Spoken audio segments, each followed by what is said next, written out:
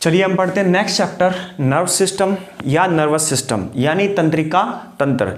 इस चैप्टर के अंदर जो हम पढ़ेंगे इस चैप्टर के अंदर हम पढ़ेंगे सबसे पहले इसकी जो बेसिक यूनिट या फंक्शनल यूनिट जो है, कार्यात्मक और संरचनात्मक इकाई न्यूरॉन के बारे में पढ़ेंगे। इसके अंदर हम ब्रेन के बारे में पढ़ेंगे, स्पाइनल कोड पढ़ेंगे, आई पढ़ेंगे, पीएनएस जो सीएनएस में ब्रेन और स्पाइनल कोड आ चुका है, फिर हम पीएनएस पढ़ेंगे और फिर एएनएस वगैरह पढ़ेंगे। तो इस प्रकार से अपने पास ये चैप्टर रहेगा। इसके अंदर हम पूरा डिटेल में पढ़ेंगे कि हमारे पास जो पीछे कोई भी चीज़ जो हमने खाना खाया है या उसको पचाया है, रेस्पिरेशन किया है, एक्सक्रीशन किया है यानी उत्सर्जन किया है, ये सब चीज़ें यहाँ आकर के धीरे धीरे रिलेट होनी शुरू हो जाती है। अब देखिए अपने पास आ रहा है नर्व सिस्टम यानी तंत्रिका तंत्र। अगर पहला ही क्वेश्चन ये क्रिएट किए जाए तंत्रिका तंत्र है क्या, अगर ये पूछा जाए तंत्रिका तंत्र क्या है, अगर ये क्वेश्चन क्रिएट किया जाए तो इस क्वेश्चन का आंसर क्या होगा। अगर एक्चुअल में देखा जाए नर्व सिस्टम या तंत्रिका तंत्र जो क्या है वो लगभग 100 मिलियंस न्यूरॉन्स, लगभग 100 मिलियन न्यूरॉन्स से मिलकर के 100 मिलियन न्यूरॉन्स से बना हुआ एक गुच्छा है या क्लस्टर है। तो इसे बोलते हैं क्लस्टर ऑफ न्यूरॉन्स, इसे बोलते हैं क्लस्टर ऑफ न्यूरॉन्स। कहने का मतलब या सर्किट ऑफ न्यूरॉन्स या न्यूरॉन का परिपथ, न्यूरॉन का परिपथ या सर्किट, ठीक है, या क्या है सर्किट या न्यूरॉन का परिपथ या क्या है न्यूरॉन्स का गुच्छा, न्यूरॉन्स का गुच्छा। तो कहने का मतलब है कि ये जो नर्व सिस्टम है कोई एक दो चीज नहीं है, ये क्या है एक न्यूरॉन्स होते हैं। न्यूरॉन्स उनका क्या पूरा का पूरा गुच्छा है, 100 मिलियन न्यूरॉन्स यानी उनका बना हुआ एक क्लस्टर ऑफ न्यूरॉन्स होता है या हमारे पास सर्किट ऑफ न्यूरॉन्स होता है। यानी कहने का मतलब कि ये न्यूरॉन्स का परिपथ या न्यूरॉन्स का गुच्छा। तो तंत्रिका तंत्र क्या है, तो तंत्रिका तंत्र 100 मिलियन न्यूरॉन से बना हुआ एक परिपथ या एक गुच्छा है, ये न्यूरॉन्स का एक गुच्छा है। अब इसका देखा जाए तो इसका कार्य क्या है, अगर हम बात करें तो इसका कार्य क्या है तंत्रिका तंत्र का, यानी फंक्शन क्या है। तो कार्य की बात करें तो मोस्ट इंपॉर्टेंट बात यह है कि इसका मेन कार्य है हमारे पास सबसे पहले कि जो ह्यूमन बॉडी है, इसको जो हमारी क्या है सोच समझ, किसी भी व्यक्ति या वस्तु के प्रति जो सोचना समझना याद रखना, इसके साथ साथ जो बॉडी है ह्यूमन बॉडी, इनके दो कोई भी किसी प्रकार के दो ऑर्गन्स हैं, उनके बीच में क्या है रिलेशन स्थापित करना, कोऑर्डिनेशन स्थापित करना, सामंजस्य स्थापित करना और उन पर नियंत्रण करना, ये क्या है इसका तंत्रिका तंत्र का कार्य है। फिर से अगर मैं आपको ये बात बताना चाहूं तो फिर से सुन लीजिए। एक्चुअल में क्या है जो तंत्रिका तंत्र है ये करता क्या है, जो तंत्रिका तंत्र है इसका सबसे मेन कार्य यह है किसी भी व्यक्ति या वस्तु के बारे में उसके बारे में सोचना, उसके बारे में समझना, उसे याद रखना। देखो सोचने समझने में सब बातें आती है, काम करने के लिए उसके बारे में अच्छा बुरा सब सोचना वो चीज़ है, यानी सोचना समझना उसे याद रखना। इसके साथ साथ शरीर के भिन्न भिन्न अंगों को जो क्या है अलग अलग प्रकार, जैसे हमने लीवर पढ़ा है, हमने हार्ट पढ़ा है, ठीक है, तो इन डिफरेंट किडनी पढ़ा है, जो डिफरेंट टाइप्स ऑफ ऑर्गन है, इनके बीच में क्या है कोऑर्डिनेशन स्थापित करना और इन पर कंट्रोल करना, ये काम है हमारे पास नर्व सिस्टम यानी तंत्रिका तंत्र का। अगर मैं यहां तक की बात को फिर से दोहराना चाहूं तो पहला क्वेश्चन ये है, क्वेश्चन के रूप में ही आपने नोट्स बनाने कि तंत्रिका तंत्र क्या है, तो इसके अंदर आप ये लिखेंगे कि यह लगभग क्या 100 मिलियन न्यूरॉन्स का एक परिपथ या एक गुच्छा है या न्यूरॉन्स का बना हुआ एक गुच्छा है, ठीक है, जिसका कार्य है, अगर हम बात करें इसके बाद इसका कार्य क्या है, इसका कार्य है कि किसी भी चीज को याद रखना, किसी भी चीज के बारे में सोचना समझना याद रखना और इसके साथ साथ शरीर के भिन्न भिन्न अंगों पर नियंत्रित करना और उनके एक दूसरे के बीच में सामंजस्य यानी कोऑर्डिनेशन क्या करना, बनाना, सामंजस्य स्थापित करना, यह काम किसका है न्यूरॉन का है, यह काम है न्यूरॉन का। तो इस चीज को ध्यान रखें और इस चीज को फटाफट आप लोग भी लिख लें, क्योंकि हम यहाँ पे छोटी छोटी शब्दावलियां पढ़ेंगे, स्टार्टिंग में छोटी छोटी टर्मिनोलॉजी पढ़ेंगे, ताकि ये क्या रहे हमारे पास एग्जाम में डायरेक्ट क्या क्वेश्चन पुट करे तो ये क्या यहां से क्वेश्चन निकलने के लिए बने हमारे पास। तो सभी लिख लेंगे इस चीज को कि तंत्रिका तंत्र क्या है। तंत्रिका तंत्र लगभग 100 मिलियन न्यूरॉन से बना हुआ एक परिपथ या एक गुच्छा या एक सर्किट या क्लस्टर ऑफ न्यूरॉन्स है। इसका काम क्या है? इसका काम मैंने आपको बता दिया, किसी व्यक्ति या वस्तु के बारे में सोचना, समझना और उसे याद रखना, साथ ही साथ शरीर के भिन्न भिन्न अंगों को क्या है उन पर नियंत्रित करना और उनके बीच में कोऑर्डिनेशन स्थापित करना, यानी उनको कंट्रोल करना, डिफरेंट टाइप्स ऑफ ऑर्गन्स को कंट्रोल करना और इन बिटवीन देम क्या कोऑर्डिनेशन बनाने का काम करता है। यह काम किसका है? तंत्रिका का है। तंत्रिका तंत्र का पूरा काम होता है। अब हम बात करते हैं इसके बाद हमारे पास बात आती है, इसको नोट कर लेना, बाकी असाइनमेंट में तो आपको मिलेगा। इसके बाद हमारे पास बात आती है इसकी फंक्शनल यूनिट जो होती है न्यूरॉन। अब न्यूरॉन के बारे में देखें तो अब हम पढ़ते हैं न्यूरॉन के बारे में, इंडिविजुअल न्यूरॉन क्या है। अब तक तंत्रिका तंत्र क्या था ये पढ़ा था, अब हम पढ़ रहे हैं न्यूरॉन क्या है। अगर ये क्वेश्चन आए न्यूरॉन क्या है या हम क्या है न्यूरॉन के बारे में पढ़ें पूरी की पूरी स्टोरी, तो वो क्या है। सबसे पहला पॉइंट है न्यूरॉन के बारे में, वो हमारे पास ये है। ये क्या होता है? जो नर्व सिस्टम होता है, तंत्रिका तंत्र होता है, उसकी फंक्शनल और स्ट्रक्चरल यूनिट होती है, यानी कार्यात्मक और क्या संरचनात्मक इकाई होती है। फिर से रिपीट कर देता हूं, कार्यात्मक इकाई तो ये कि जो फंक्शन हमारे पास जिस सिस्टम के बारे में बात कर रहे हैं, तंत्र के बारे में बात कर रहे हैं, उसमें मेन काम करने वाली चीज क्या है, किसके द्वारा क्या है एक दूसरे के बीच में कोऑर्डिनेशन बन रहा है ऑर्गन्स के बारे में, तो उसे जो बोला जाएगा तो उसे बोला जाएगा हमारे पास कार्यात्मक इकाई यानी फंक्शनल यूनिट। उसके साथ साथ हमने एक स्ट्रक्चरल यूनिट और पढ़ा है कि हमारे पास संरचनात्मक इकाई भी यही है। तो संरचनात्मक इकाई का मतलब या स्ट्रक्चरल यूनिट का मतलब यह है कि जो हमने तंत्र बनाया है वो तंत्र किस चीजों से मिलकर के बना हुआ है, उसमें क्या चीजें हैं ऐसी जो अधिक से अधिक पाई जा रही है और उसी के आधार पर वो पूरा का पूरा तंत्र या सिस्टम डिपेंड करता है। तो इसीलिए क्या हमारे पास नर्व सिस्टम जो है, तंत्रिका तंत्र जो है, इसमें न्यूरॉन क्या है, तंत्रिका तंत्र की जो न्यूरॉन क्या है, तंत्रिका तंत्र जो है, तंत्रिका तंत्र का स्ट्रक्चरल और फंक्शनल यूनिट यानी संरचनात्मक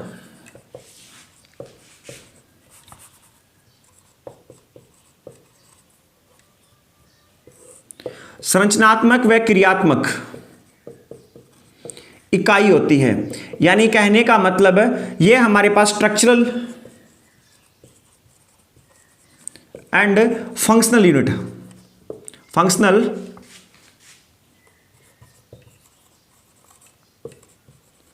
यूनिट कहलाती है। नंबर 1 बात, ठीक है। और अगर हमारे पास दूसरा पॉइंट इसके अंदर देखें तो दूसरा पॉइंट हमारे पास ये है, जो न्यूरॉन होता है इसमें क्या है, जो लंबाई होती है लगभग इसकी लंबाई 90 to 95 सेंटीमीटर होती है। तो ये एक हमारे पास सेल है। न्यूरॉन क्या है, सबसे पहले पूछा जाए न्यूरॉन क्या है, यह एक कोशिका है, यह एक कोशिका है, यह एक सेल है, यह एक क्या है, सेल है। और यह ऐसी सेल है जो तंत्रिका तंत्र का क्या संरचनात्मक व क्रियात्मक इकाई है, स्ट्रक्चरल एंड फंक्शनल यूनिट है। अब हम बात करें जो न्यूरॉन है, तो न्यूरॉन की लेंथ की बात करें तो इसकी लेंथ 90 to 95 सेंटीमीटर तक भी होती है। यानी कहने का मतलब अगर अप्रोक्सीमेट में देखें तो 1 मीटर लंबाई तक का न्यूरॉन पाया जाता है। ये नहीं कि इतना ही लंबा होगा, छोटे भी होते हैं, परंतु जो ये वाली सेल है, ये कोशिका है, लगभग 1 मीटर तक की लेंथ की भी पाई जाती है। तो इसीलिए यहां से एक पॉइंट निकल करके आता है कि मानव की शरीर का, कि ह्यूमन बॉडी का, अगर ये यहां से देखा जाए, जो ह्यूमन बॉडी है उसकी सबसे लॉन्गेस्ट, ह्यूमन बॉडी की द लॉन्गेस्ट जो हमारे पास सेल है वो कौन सी है, द लॉन्गेस्ट सेल, तो उसके बारे में बात की जाए तो वो होता है न्यूरॉन, वो होता है न्यूरॉन। तो मानव के शरीर की सबसे लंबी कोशिका के बारे में बात की जाए तो ध्यान रखिए, सबसे लंबी कोशिका जो है वो है न्यूरॉन। क्या है वो? न्यूरॉन है। अब आगे हम बात करें इसी के साथ में, अगर ये सबसे लंबी कोशिका है, फिलहाल हम सबसे छोटी कोशिका के बारे में बात नहीं करेंगे, उस सेल में पढ़ेंगे। वैसे क्या है, हमारे पास सबसे ज्यादा संख्या में, ये लॉन्गेस्ट बड़े में आई है, तो ये ध्यान रखिए, मैं कंपैरिजन इसलिए बता रहा हूं, वैसे तो हम सारी सेल में पढ़ेंगे इन चीजों को, पर तो यहां इससे जुड़ी हुई एक दो कंफ्यूजन वाली बातें होती है, उनको डाउट क्लियर करने के लिए मैं बता रहा हूं आप लोगों को। अगर सबसे लंबी सेल पूछे तो आपका न्यूरॉन रहा, ठीक है। अगर सबसे ज्यादा में पूछे कि क्वांटिटी में सबसे ज्यादा कौन सी होती है, तो क्वांटिटी में मैक्सिमम जो होती है वो होती है आरबीसी। ह्यूमन बॉडी के अंदर क्वांटिटी में सबसे ज्यादा पाई जाने वाली जो सेल होती है, सबसे ज्यादा पाई जाने वाली जो सेल होती है वो होती है आरबीसी। तो इस चीज का खास करके ध्यान रखना है, छोटी कौन सी है, सबसे बड़ी कौन सी है, इन सब के बारे में हम लोग सेल चैप्टर के अंदर ही पढ़ेंगे, इन सब चीजों के बारे में हम लोग सेल चैप्टर के अंदर ही पढ़ेंगे। परंतु यहां जब लॉन्गेस्ट सबसे लंबी के बारे में बात आई, तो कहीं पर लंबी और बड़ी में क्या होता है, बच्चा क्या डिफरेंशिएट नहीं कर पाता। लंबी का मतलब सबसे ज्यादा और कम में, लंबी का मतलब यह है कि लंबाई में कितनी हमारे पास सबसे ज्यादा, और बड़ी का मतलब है ऑल ओवर वो हमारे पास क्या है, आकार में कितनी बड़ी है। तो वो अगर हमारे पास देखा जाए ऑस्ट्रिच एग यानी शत्रुमुर्ग का अंडा होता है, शत्रुमुर्ग का अंडा होता है। अगर सबसे ज्यादा पूछे आरबीसी, सबसे लंबी पूछे न्यूरॉन, और मैं यहां पे ये भी बता दूं सबसे बड़ी पूछे तो ऑस्ट्रिच एग होता है, यानी शत्रुमुर्ग का अंडा होता है सबसे बड़ी पूछे। तो यहां ये बताया गया इसीलिए क्योंकि लंबी और बड़ी में आपको क्या है, कहीं डाउट ना हो या सबसे ज्यादा में। तो 3 पॉइंट हमने एक साथ एक ही जगह पर पढ़ लिए हैं, इन तीनों पॉइंट को एक दूसरे से रिलेट करके हमें याद रखना है ताकि हमें कोई किसी प्रकार की कंफ्यूजन क्रिएट ना हो। आगे हम बात करें तो मेनली क्या है, न्यूरॉन होते हैं 3 प्रकार के। मेनली क्या है, 3 प्रकार के। अगर ये पूछे न्यूरॉन कितने प्रकार के होते हैं, तो न्यूरॉन मेनली क्या है, 3 प्रकार के न्यूरॉन, 3 टाइप्स के होते हैं। और ये 3 टाइप्स के न्यूरॉन ही आगे जाकर के सब टाइप में डिवाइड हो जाते हैं। इन 3 टाइप के न्यूरॉन में देखें तो नंबर 1 होता है सेंसरी न्यूरॉन, नंबर 1 है सेंसरी न्यूरॉन। नंबर 2 है हमारे पास मोटर न्यूरॉन, नंबर 3 है हमारे पास कनेक्टिंग न्यूरॉन। तो मेनली न्यूरॉन जो होते हैं वो क्या होते हैं, 3 ही कैटेगरी में डिवाइड होते हैं आगे हमारे पास। वो कौन से है, सेंसरी न्यूरॉन यानी स्वेंदी न्यूरॉन्स, ऐसे न्यूरॉन जो सेंसिटिव, हम इसके बारे में डिटेल में बात करेंगे, डायग्राम के साथ करेंगे, जो सेंसिटिव ऑर्गन से मैसेज लेकर के जाते हैं। मोटर न्यूरॉन्स जो ब्रेन से मैसेज लेकर के आते हैं। कनेक्टिंग न्यूरॉन्स वो न्यूरॉन जो मोटर और सेंसरी न्यूरॉन को कनेक्ट करने का काम करते हैं। हल्का सा ओवरव्यू दे रहा हूं आप लोगों को, बाकी पूरी डिटेल में भी बात करने वाले हम लोग। तो ये अपने पास क्या है, न्यूरॉन के बारे में कुछ हमारे पास बेसिक जो इंफॉर्मेशन थी वो ये वाली है। तो इसको एक बार आप स्पीड से नोट करें। इसके बाद मैं यहां पर क्या कर रहा हूं, न्यूरॉन का डायग्राम बनाता हूं और फिर हम क्या करते हैं उसके अंदर थोड़ा सा और आगे पॉइंट लिखते हैं। डायग्राम बनाना जरूरी है, न्यूरॉन होता किस प्रकार से है और वहां पर कि न्यूरॉन्स, एक न्यूरॉन को दूसरे न्यूरॉन से जोड़ने हुए क्या कहते हैं, या उस जॉइंट को क्या कहते हैं, साइनेप्स है, नोड ऑफ रेनवियर कहां पाया जाता है, इन सब चीजों के बारे में हम लोग बात करेंगे। तो आप एक बार पहले क्या है, ये न्यूरॉन क्या है इसके बारे में, यह एक कोशिका है और तंत्रिका तंत्र की संरचनात्मक और क्रियात्मक इकाई होती है। यह मैंने बता दिया कि संरचनात्मक मतलब उसकी संरचना तंत्रिका तंत्र की न्यूरॉन्स के द्वारा हुई है। क्रियात्मक मतलब जो तंत्रिका तंत्र है उसके अंदर कार्य करने वाली जो इकाई है वो भी कौन सी है हमारे पास, वो भी क्या है, न्यूरॉन है। और एक न्यूरॉन जो है उसकी मेनली क्या है, लंबाई 90 से 95 सेंटीमीटर तक हो सकती है, लगभग 1 मीटर लंबाई तक भी हो सकती है। ठीक है, साइगैटिक नामक जिस साइगैटिक टाइप के इस प्रकार के न्यूरॉन्स होते हैं, तो इनमें हम बात करेंगे कौन से कहां पर। तो ये क्या है, क्वेश्चन पेपर के आधार पर या वैसे आपको वन लाइनर में फैक्ट के रूप में बताए जाएंगे इस चीज में कि सबसे लंबा न्यूरॉन, सबसे छोटा न्यूरॉन वो कौन सा है, तो इसके बारे में बात करेंगे। अगर ये देखें 1 मीटर और यहां से क्वेश्चन बनता है कि ह्यूमन बॉडी की सबसे लंबी सेल अगर कौन सी है, तो सबसे लंबी सेल की बात की जाए तो वो कौन सी है, न्यूरॉन ही है सबसे लंबी सेल।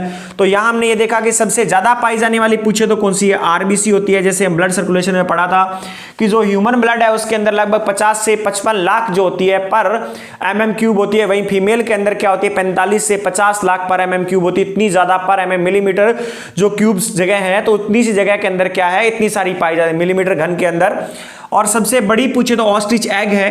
अब यहां किसी के मन में आएगा सबसे छोटी नहीं बताई, ये नहीं बताई, ये सेल के अंदर बताएंगे, यहां सिर्फ क्या इनको कोरिलेट करने के लिए आपको बताया गया है। तो फटाफट मैं 1 मिनट के लिए साइड में हट रहा हूं। और यहां पे हमने पढ़ा न्यूरॉन 3 टाइप के होते हैं, sensory neuron, motor neuron, connecting neuron.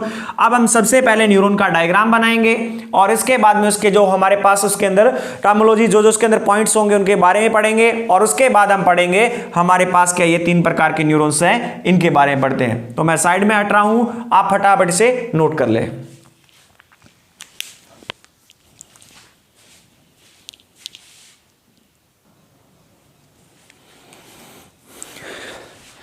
चलिए, जो अपने पास पॉइंट लिख रहे थे हम लोग न्यूरॉन में, अभी न्यूरॉन ही चल रहा है, ये नहीं कि क्या हमने पढ़ा था न्यूरॉन क्या है। सबसे पहले हमने उसके अंदर बेसिक बातें पढ़ ली कि यह एक कोशिका होती है, ठीक है। कैसी कोशिका, आगे जाके हमने देखी कि सबसे लंबी कोशिका होती है। क्यों? क्योंकि इसकी लंबाई 90 से 95 सेंटीमीटर यानी लगभग 1 मीटर तक भी पाई जाती है।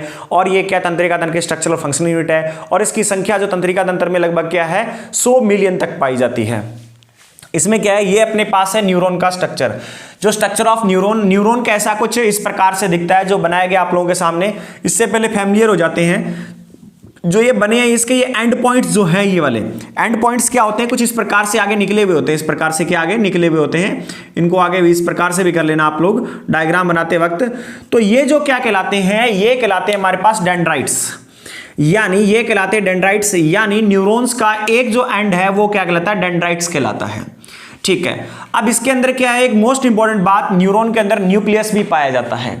ये बात भी आती है कि न्यूरॉन्स के अंदर क्या न्यूक्लियस पाया जाता है। जी हां, न्यूरॉन्स के अंदर न्यूक्लियस पाया जाता है, परंतु एक चीज का ध्यान रखिए, इनके अंदर न्यूक्लियस तो पाया जाता है परंतु इनके अंदर कोशिका विभाजन नहीं होता है, इनके अंदर सेल डिवीजन नहीं होता। ये मोस्ट इंपॉर्टेंट बात है। बहुत बार ऐसा क्वेश्चन आता है, इनमें से कौन सी कोशिका है जिसका मानव शरीर में क्या जन्म के बाद उसका विभाजन नहीं होता है या इसका सेल डिवीजन नहीं होता है। तो सेल डिवीजन नहीं होता तो न्यूरॉन्स का नहीं होता है। इस चीज का आपको ध्यान रखना है, न्यूरॉन का कभी भी सेल डिवीजन नहीं होता है और इसमें क्या है, न्यूक्लियस भी प्रेजेंट होता है। अब इसके बाहर चारों ओर क्या है, जो कोशिका वाले कोशिकांगणु पाए जाते हैं उन्हें बोलते हैं साइटोन। जो साइटो वर्ड आता है वो हमारे पास सेल से निकल करके ही आता है, साइटोलॉजी कोशिका का अध्ययन कहलाता है। तो ये जो इसके चारों साइटोन लगे हुए हैं, अब यहां से क्या है, एक इससे क्या है, ये डेंड्राइट्स थे और ये न्यूक्लियस है, इसके अंदर साइटोन है। यहां से एक इस प्रकार से, एक ये इस प्रकार से तागेनुमा आकृति जा रही है, एक यहां से निकल के थ्रेड के रूप में कुछ चीज जा रही है, वायर सी जा रही है, इसे बोलते हैं एक्सोन, इसे बोलते हैं एक्सोन। और एंड में जाकर के ये क्या होती है, ये बाहर जाकर के पूर्ण रूप से क्या फैल जाती है। आपने वायर देखी होगी, एक्चुअल में क्या हम पीवीसी कोटेड वायर देखते हैं, एक अंदर से पीछे से क्या एक ही वायर आती है और आगे जाकर के जब हम देखते हैं उसकी पीवीसी हटा देते हैं तो अलग अलग भागों में इस प्रकार से बढ़ जाती है ना, कई सारे पार्ट में, ठीक है। उसी प्रकार से ये क्या है, यहां से एक ये वायर सी आई है, एक्सोन बोलते हैं, और इस टर्मिनल पे जाकर के जब उसको आगे से हटा दिया गया तो इस प्रकार से क्या है, बहुत सारे पार्टों में आगे इतने सारे भागों में ये बढ़ चुकी है। इसे बोलते हैं एक्सोन टर्मिनल, इसे बोला जाता है एक्सोन टर्मिनल। अब देखिए 2-3 क्वेश्चन ये भी आते हैं हमारे पास, माइलिन। तो जो ये क्या है, इस प्रकार से जो ये वायर या इस प्रकार से थ्रेड या ये हमारे पास यहां से एक लड़ी जा रही है, इसके ऊपर इस प्रकार से कोटेड किया गया, इस प्रकार से इसके ऊपर चढ़ाया गया, कवर किया गया, उसे क्या कहते हैं, उसे कहते हैं माइलिन। तो कई बार ये भी आता है, इनमें से कौन सा न्यूरॉन का पार्ट नहीं है, वहां माइलिन लिखा होता है, नोड ऑफ रेनवियर लिखा होता है, एक्सोन टर्मिनल लिखा होता है और एक कोई और नाम लिखा होता है। तो आपको इस चीज का ध्यान रखना है। ये जो क्या एक्सोन टर्मिनल है, इसके ऊपर इस प्रकार से कवर किया गया, जो ढक्कन ये हमारे पास कवर किया गया है, तो ठीक है, इसे क्या बोलते हैं, माइलिन बोलते हैं। ये पूरे क्या है, माइलिन कवर्ड है, माइलिन बोलते हैं इसे। अब यहां जो ये जुड़े होते हैं इस पॉइंट को, इसको बोलते हैं नोड ऑफ रेनवियर। तो ये नाम भी आता है हमारे पास कि नोड ऑफ रेनवियर किसका पार्ट है, तो हमें ध्यान रखना है न्यूरॉन का भाग होता है। नोड ऑफ रेनवियर किसका भाग है, न्यूरॉन का भाग होता है। तो ये हमें इतने सारे जो इसके पॉइंट्स हैं इनको याद रखने न्यूरॉन के अंदर। और हमने ये भी कर लिया है कि न्यूरॉन की लंबाई, जो साइगेटिक नामक इस प्रकार के जो न्यूरॉन्स होते हैं, ये काफी ज्यादा लंबाई में पाए जाते हैं। और ये क्या होते हैं हमारे पास, अधिकतर क्या है, कमर वाले भाग से लेकर के पांव तक जो क्या है बिल्कुल अंगूठे तक जाते हैं। अब इनके बारे में यहां इतना ज्यादा नहीं बताऊंगा, क्यों, क्योंकि जिस दौरान हम स्पाइनल कोड पढ़ रहे होंगे, ठीक है, उस दौरान हम बात करेंगे। यहां से न्यूरॉन्स जा रहे हैं, इसके अंदर पीएनएस वगैरह पढ़ रहे होंगे, तब बात करेंगे उसके अंदर। अब हमारे पास ये क्या है, अगर हम बात करें तो एक न्यूरॉन तो ये है, तो एक न्यूरॉन को दूसरे न्यूरॉन से जोड़ा जाता है तो उस जॉइंट को क्या कहते हैं। अगर मैं यहां पे इसे रफली बनाऊं या एक काम करता हूं, एक चीज ध्यान रखिए, एक न्यूरॉन का डेंड्राइट्स दूसरे न्यूरॉन के एक्सॉन टर्मिनल से जुड़ेगा, दोनों एक्सॉन टर्मिनल से नहीं, और दोनों के डेंड्राइट से नहीं, एक डेंड्राइट्स है तो दूसरा क्या है, एक्सॉन टर्मिनल है। ये इस प्रकार से जुड़े होंगे, इस चीज का ध्यान रखना है। तो ये हम एक काम करते हैं, यहां एक न्यूरॉन जोड़ने की कोशिश करते हैं। ये अपने पास एक न्यूरॉन है, अब दूसरा न्यूरॉन भी जोड़े तो उसके अंदर हम करेंगे क्या, यहां पे डेंड्राइट्स लगाएंगे। या मैं रफ में हल्का सा छोटा सा बना देता हूं कि मान लो ये अपने पास क्या है, एक न्यूरॉन है, कुछ इस प्रकार से, गंदा सा ही बना रहा हूं, ये इतना अच्छा नहीं है, डायग्राम तो अपने आपके पास ऊपर है वही है। अब यहां से क्या हो रहा है, इस प्रकार से यहां से इसमें से निकल करके एक हमारे पास एक्सॉन आया, आगे जाकर के बढ़ चुका है। तो आगे जो न्यूरॉन्स कनेक्ट होंगे तो वो न्यूरॉन्स कैसे कनेक्ट होंगे, वो क्या होंगे, इसके एक्सॉन टर्मिनल से। मैं यहां से दूसरा मार्कर यूज कर लेता हूं। एक्सॉन टर्मिनल से जो पहले न्यूरॉन है उसका क्या कनेक्ट होगा, पहले वाले न्यूरॉन का, या नेक्स्ट वाले न्यूरॉन का क्या होगा, नेक्स्ट वाले न्यूरॉन से कनेक्शन किससे बनेंगे, उसके एक्सॉन टर्मिनल से बनेंगे। ये हमने नया न्यूरॉन लिया है और ये इसमें आगे जाकर के इसके क्या हो चुके हैं, एक्सॉन टर्मिनल अपने आप, यानी न्यूरॉन नंबर 1 और न्यूरॉन नंबर 2। तो ध्यान रखिए, अगर दो न्यूरॉन को कनेक्ट करना, और जरूरत पड़ेगी भी कनेक्ट करने की, क्योंकि न्यूरॉन की लंबाई हमने देखी है लगभग 1 मीटर तक होती है, परंतु व्यक्ति की हाइट देखी जाए तो लगभग 2 से 2.5 मीटर, 1.5 से 2 मीटर तक रहती है, ठीक है, और ज्यादा भी रहती है, यानी क्या है, 1 मीटर से ज्यादा, यानी 1 से ज्यादा न्यूरॉन तो जुड़े ही होंगे। और दो चीजों को, दो लंग्स, कोई भी दो ऑर्गन्स को कनेक्ट करने के लिए हमें क्या है, उनसे आने वाले न्यूरॉन्स को क्या है, बंच में इकट्ठा करना पड़ता है, तो हमें न्यूरॉन्स को तो कनेक्ट करना ही पड़ेगा। तो अगर हम बात करें कि हम करते हैं कि दो न्यूरॉन्स होते हैं, उनको कनेक्ट करते हैं, तो एक न्यूरॉन का एक्सॉन टर्मिनल दूसरे न्यूरॉन के डेंड्राइट से जुड़ेगा। एक न्यूरॉन का क्या है, एक्सॉन टर्मिनल है, वो दूसरे न्यूरॉन, इसका जैसे देखो पहले का ये क्या एक्सॉन है, ये क्या एक्सॉन है, दूसरे न्यूरॉन्स के क्या डेंड्राइट्स के साथ जुड़ेंगे, और जो ये जॉइंट होता है इसे बोलते हैं साइनेप्स, इसे बोलते हैं साइनेप्स। अब देखो यहां से एक क्वेश्चन बन जाता है कि साइनेप्स क्या है। अगर हम बात करें साइनेप्स की, अगर हम बात करें साइनेप्स क्या है, तो यह होता है कि जब हमारे पास, जब दो न्यूरॉन एक दूसरे से जुड़ते हैं, तो पहले एक न्यूरॉन का एक्सॉन दूसरे न्यूरॉन के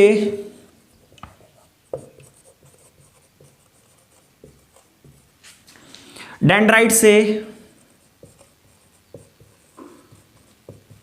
जुड़ता है, और उस जॉइंट को, उस जोड़ को या जॉइंट को साइनेप्स कहते हैं, साइनेप्स कहते हैं। तो कई बार ये आता है साइनेप्स क्या है या साइनेप्स किसे कहते हैं। तो ध्यान रखिए, अगर ये इस प्रकार से आता है तो वहां लिखा होता है कि एक सेल को दूसरी सेल से जोड़ने के काम आता है, एक न्यूरॉन को दूसरे न्यूरॉन से जोड़ने के काम आता है, या हमारे पास क्या है, एक किसी भी क्या हड्डी को क्या है सेल से जोड़ने के काम आता है, या फिर क्या है इसी प्रकार से कोई और ऑप्शन देता है। तो इस चीज का ध्यान रखिए, जो साइनेप्स है इसका काम क्या है, दो न्यूरॉन्स को कनेक्ट करना। एक न्यूरॉन का एक्सॉन टर्मिनल दूसरे न्यूरॉन के क्या होगा, डेंड्राइट से जुड़ा होगा। दोनों के दोनों डेंड्राइट्स नहीं जुड़े होंगे, दोनों एक्सॉन टर्मिनल नहीं जुड़े होंगे, उनमें से एक का एक्सॉन टर्मिनल या एक्सॉन है, एक्सॉन टर्मिनल से क्या है, ये है एक्सॉन टर्मिनल, ठीक है, और ये हमारे पास क्या एक्सॉन है। अगर एक का एक्सॉन दूसरे के डेंड्राइट से ही जुड़ा होगा, इस चीज का ध्यान रखना है। उस जॉइंट को क्या कहते हैं, साइनेप्स कहते हैं। तो हमने अब तक जो बात की है न्यूरॉन्स के बारे में, फिर से हल्का सा ओवर रिव्यू दे देता हूं, और फिर इसके बाद आपको इसे नोट करना है। अगर हम न्यूरॉन के बारे में बात करें तो यह एक कोशिका है, वो भी कैसी, मानव के शरीर की सबसे लंबी कोशिका है। क्यों, क्योंकि इसकी लंबाई है जो क्या है, कुछ न्यूरॉन्स ऐसे भी जिनकी लंबाई 90 से 95 सेंटीमीटर तक पाई जाती है, यानी लगभग 1 मीटर तक पाई जाती है, इसलिए इसे सबसे लंबी कोशिका कहा जाता है। और ये देखा जाए तंत्रिका तंत्र की क्या है, संरचनात्मक और क्रियात्मक इकाई, यानी स्ट्रक्चरल एंड फंक्शनल यूनिट है। क्यों, क्योंकि काम भी ये बना भी उसी से है और काम भी यही करते हैं वहां पर। और इसके साथ साथ हमने देखा कि मानव के शरीर में लगभग 100 मिलियन, लगभग कितने 100 मिलियन न्यूरॉन्स पाए जाते हैं, 100 100 मिलियंस न्यूरॉन्स पाए जाते हैं और ये क्या होता है, इनका बना हुआ, न्यूरॉन्स का बना हुआ गुच्छा होता है, उसे ही क्या कहते हैं, नर्व सिस्टम कहते हैं। न्यूरॉन मेनली 3 प्रकार के होते हैं, उनमें एक होता है सेंसरी न्यूरॉन, दूसरा होता है हमारे पास मोटर न्यूरॉन और तीसरा होता है कनेक्टिंग न्यूरॉन्स। अधिकतर इन 3 ही भागों में से क्या है, डिवाइड किया जाता है। और ये न्यूरॉन का जो स्ट्रक्चर है ये हमारे सामने है, इसमें axon, myelin, node of Ranvier, axon terminal, cyton और न्यूक्लियस, डेंड्राइट्स क्या है, तो इन चीजों का हमें ध्यान रखना है। तो इस चीजों का खासकर ध्यान रखिए कि हमारे पास इनमें से कौन कौन से पार्ट जो हैं किसके हैं और कहां पाए जाते हैं, एंड पॉइंट्स पे डेंड्राइट्स पाए जाते हैं। तो इसे फटाफट डायग्राम बनाइए, नोट कीजिए। साइनेप्स क्या है इसके बारे में भी नोट कर लीजिए और इस प्रकार का डायग्राम बना लीजिए और यहां इसको साइनेप्स लिख दीजिए। तो पहले इसको बनाइए, इसके बाद में ये साइनेप्स बनाइए, लिखिए, उसके बाद में ये चीज बनाइए और क्या है हमारे पास जो हमने बात की है इनको नोट कीजिए, फटाफट कीजिए।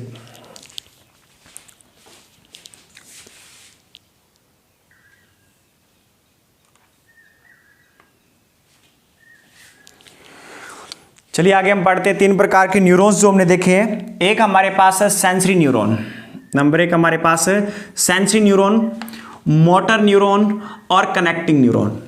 डेफिनेशन बाद में लिखेंगे, पहले मैं आप लोगों को ये लिंक करके बता देता हूं कि अपने पास ये है कैसे, तीनों को एक साथ पढ़ना पड़ेगा हमें, फिर हम क्या करेंगे, इनकी परिभाषा है या जो डेफिनेशन है अलग अलग लिख लेंगे। अब क्या है कि अगर हम बात करें, एक यहां पर इसका काम जो है क्या है, न्यूरॉन का काम, ये या तो कनेक्टेड होते हैं ब्रेन और स्पाइनल कोड से, ब्रेन और spinal cord, spinal cord, brain या स्पाइनल कोड से।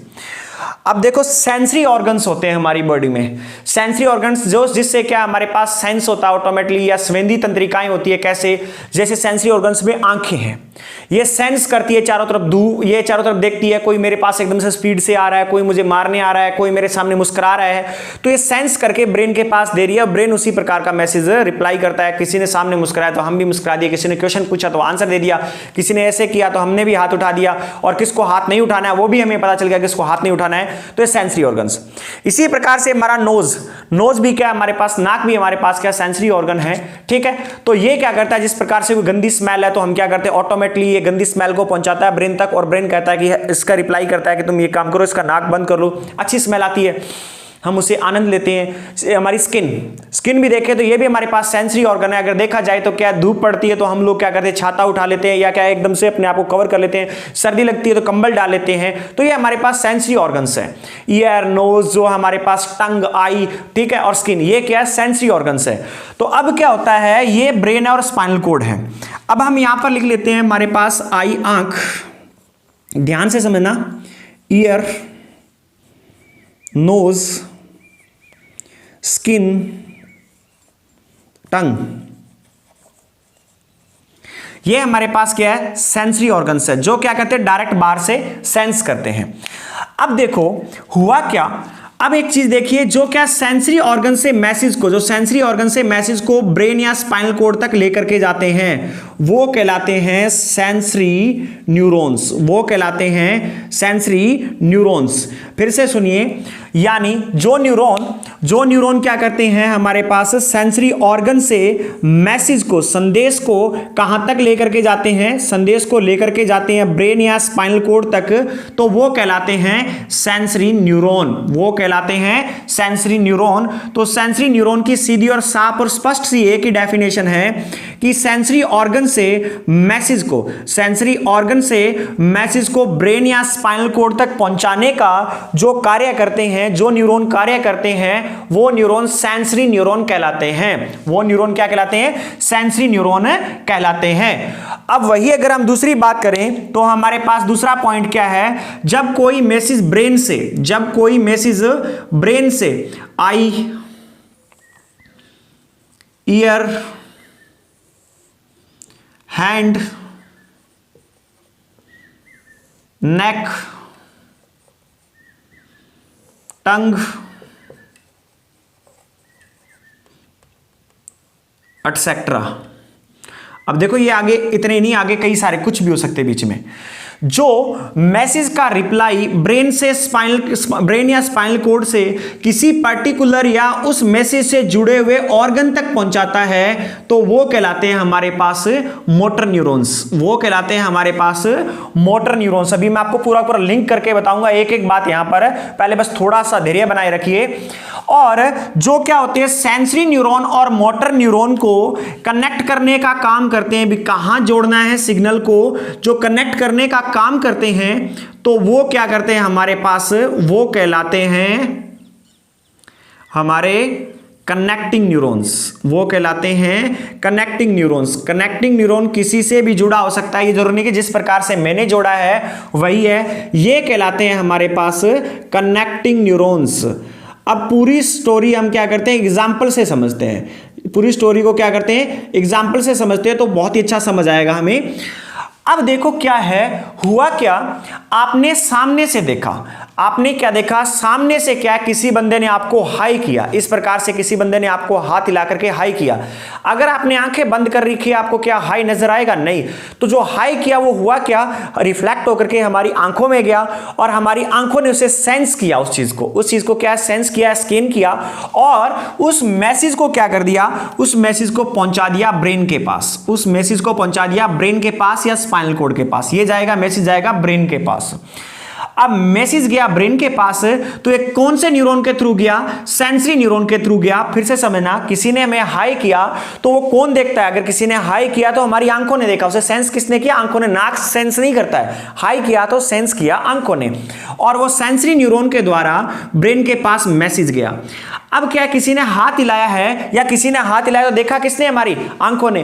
तो अगर हमें उनके सामने हाथ हिलाना है तो ब्रेन क्या करेगा, उस पर पहले क्या करेगा, रिसर्च करेगा कि मुझे इसका रिप्लाई क्या करना है, क्योंकि ब्रेन में पहले ही मेमोरी क्या है, सेट हो रखी है कि आदमी हमारा या नहीं है, करना है नहीं करना है, ये चीजें हमें इमीडिएट पता चल जाती है।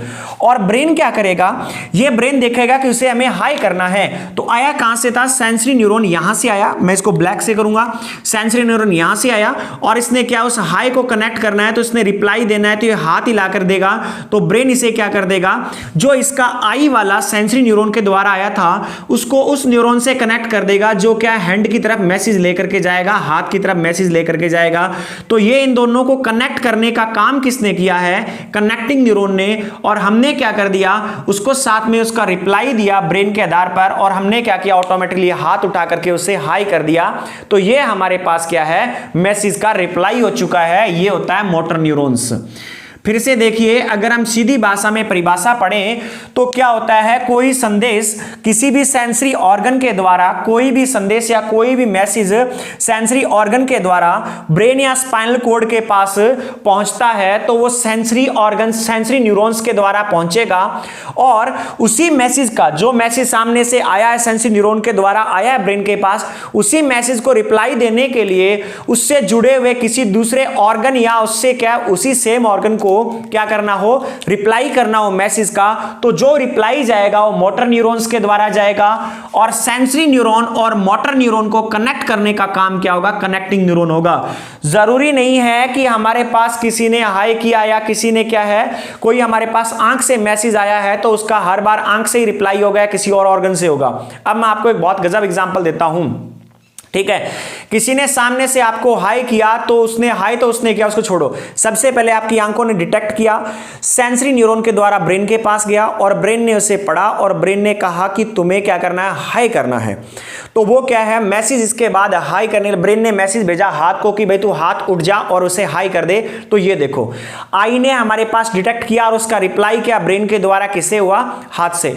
अब किसी ने क्या है, हम किसी से रूठे हुए हैं और उसने मुस्कुरा करके बोला हाय, और हमें क्या है, जैसे वो हाई, सेम ही हाई हमारे पास आईज के द्वारा डिटेक्ट किया गया, ब्रेन के पास गया, सेंसरी न्यूरॉन के पास, ब्रेन ने कहा कि कुछ नहीं, मुंह बनाना है, और मैसेज आ गया हमारे माउस के पास, हम कहते ऐसे करके छोड़ दें।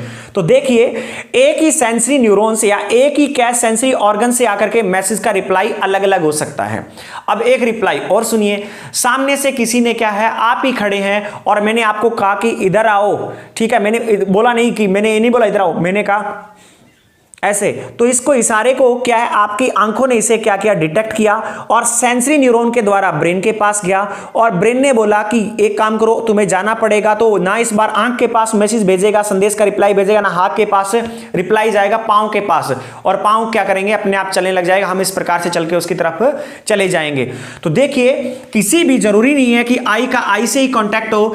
अब देखो एक चीज और देखो, किसी ने क्या है, आप खड़े हुए हैं, आप किसी ने आपको कह दिया, कैसे इस प्रकार कहते हैं ना, ऐसे आंखों से भयों उठा के बोलते हैं, ठीक है। तो हमें क्या, हमारी आंखों ने इसको डिटेक्ट किया, ब्रेन के पास गया, हम भी बोलते हैं सही या बढ़िया।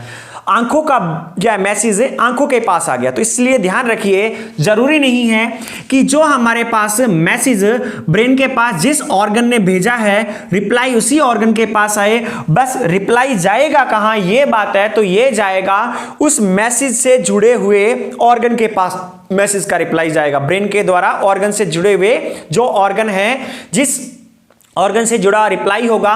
किसी ने क्या, सामने से तलवार लेकर के आ रहा है और आपके पास, आपकी आंखों ने डिटेक्ट किया, हाथ से रोकना है तो मैसेज हाथ के पास जाएगा, हमें साइड में हटना, साइड से जाएगा, अगर हमें भागना है तो पैरों के पास जाएगा। तो इस प्रकार से फिर से मैं लास्ट बार इसको रिपीट कर देता हूं। सेंसरी ऑर्गन्स अगर आपको लिखना हो तो सेंसरी न्यूरॉन्स क्या है, सेंसरी न्यूरॉन्स वो न्यूरॉन है जो मानव के क्या है, सेंसरी पार्ट से या सेंसरी ऑर्गन से मैसेज को ब्रेन या स्पाइनल कॉर्ड के पास ले जाने का काम करते हैं। तो वो न्यूरॉन, जिन न्यूरॉन से जाते हैं, उन न्यूरॉन को सेंसरी न्यूरॉन कहा जाता है।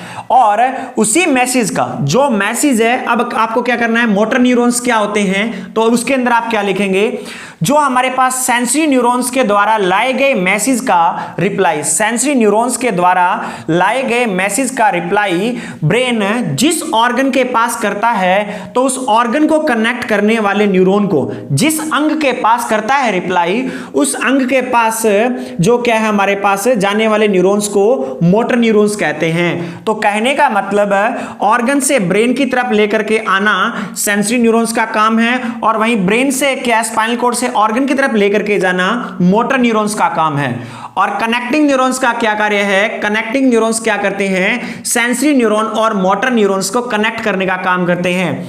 आई एक ही थी, आंख वही दो है हमारे पास। एक बार इसको हाथ से कनेक्ट किया गया, एक बार इसको नेक से कनेक्टेड किया गया। कोई सामने से कहता है ये ले रोटी ले ले, तो हम क्या कहते हैं कि हमारी आंखों ने डिटेक्ट किया, तो आई ने डिटेक्ट किया, ब्रेन के पास गया, हम कहते हैं तो नेक कर दिया। तो इस बार ये क्या है, हमारे पास आई किससे कनेक्ट हो गया, नेक से।